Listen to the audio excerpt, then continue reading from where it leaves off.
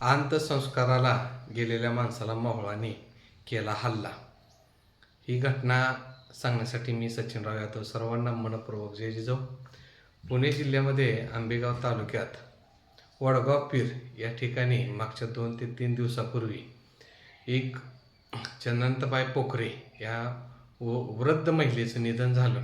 त्यांचं वय होतं 80 आणि ते निधन झाल्यानंतर त्यांच्या वडगाव पीर या गावात अंत्यसंस्कार करण्यासाठी स्मशानभूमीमध्ये गेले असताना काही धुरामुळं मोहोळापर्यंत तो धूर गेला आणि वरती झाडावरती आग्या मोहोळ होतं आणि त्या आग्या मोहोळ अतिशय मोठ्या प्रमाणात अंत्यसंस्कार करण्याच्या अगोदर जो एक शिकाळी असते आणि त्याचा धूर असू शकतो गावऱ्याही पेटवलेला आणि तो धूर गेल्यामुळं मोहोळाला प्रचंड चीड आली आणि मोहोळाला प्रचंड चीड आल्यामुळं अंत्यसंस्कार करण्यासाठी आलेल्या लोकांवरती मोहोळानं चावा घ्यायचा प्रयत्न केला. काय लोक पळून गेले, पाहुणे रावळे सर्व मित्रमंडळ पळून गेले.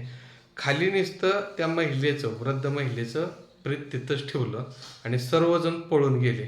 कोण विहिरीत पाण्यात उड्या मारल्या, कोण गवतामध्ये दडून बसलं. जिथं जागा मिळेल तिथं माणसं सर्व दिशेला पळून गेली. मोहोळ इतकं चावलं की बऱ्यापैकी लोकांना लोणी या रुग्णालयामध्ये उपचारासाठी हजर करायला लागले मित्रांनो आणि त्यांच्यावर उपचार चालू आहेत.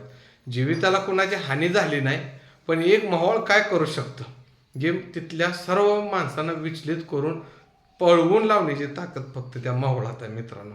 मग आता ते वृद्ध महिला तशीच ठेवलेली आहे आणि त्याच्यावरती गावातील तरुणांनी अंत्यसंस्कार करण्याचा प्रयत्न केला. ते डोक्याला हेल्मेट, हाताला हातमोजे, अंगावरती कोट, पायात बूट असे मोजक्याच तरुणांनी, धाडशी तरुणांनी त्या वृद्ध महिलेचे अंत्यसंस्कार केले मित्रांनो. आणि हे पुऱ्या महाराष्ट्रात ह्या घटनेचा चर्चेचा विषय झाला मित्रांनो. वगे अंत्यसंस्कार करण्यात आलेल्या पाहुण्याला, मित्रमंडळीला, गावकरी मंडळीला मोहोळाने चावा घेऊन तिथून धूम पळाली मित्रांनो. अशी ही घटना आहे.